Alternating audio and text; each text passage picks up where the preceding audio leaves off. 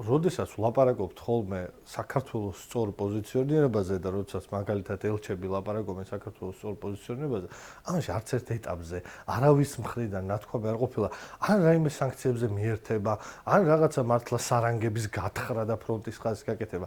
აი ეს არის თავიდან ბოლომდე მოსკოვში დაწერილი იდიოტიზმი, რომელსაც სალაფავად აჭმევენ ქართულ ხალხს და შიშებზე ზემოქმედებენ, შიშებზე, რომელიც ძალიან ბუნებრივია, იმიტომ რომ საქართველოში სულ რაღაც 14 წლის წინ რუსული ინტერვენცია იყო, მაგრამ ამის მიღმა მე ყოველთვის მინდა საქართველოს მოქალაქეებმა ერთი მაგალითი დაინახონ, როდესაც რუსეთი სუსტია, როდესაც ჩვენი მტერი სუსტი არის და როდესაც ჩვენს მტერს არ აქვს იმის უნარი, რომ რაღაცეებზე გიპასუხოს, ეს მომენტი სტრატეგიულად უნდა გამოიყენო, ანაბანა არის გეოპოლიტიკური მოქმედების. ამის მაგალითად იხილეთ სომხეთი და აზერბაიჯანი. სომხეთი და აზერბაიჯანი, რომელმაც რუსეთის დღევანდელი სისუსტე და რუსეთი დღეს ისეთი სუსტია, როგორც სუსტიც უკანასკნელი 20 წლის მანძილზე არც ერთ ეტაპზე არ ყოფილა, ეს სისუსტე გამოიყენა იმისთვის, რომ განთავისუფლებულიყო დამყრობლის და კოლონიზატორის ბოლო მარწუხებისკენ. და დღეს აზერბაიჯანის და სომხეთის უსაფრთხოების გარანტორი არის ამერიკის შეერთებული შტატები და არა რუსეთი. და რუსეთი როგორი გარანტორია უსაფრთხოების?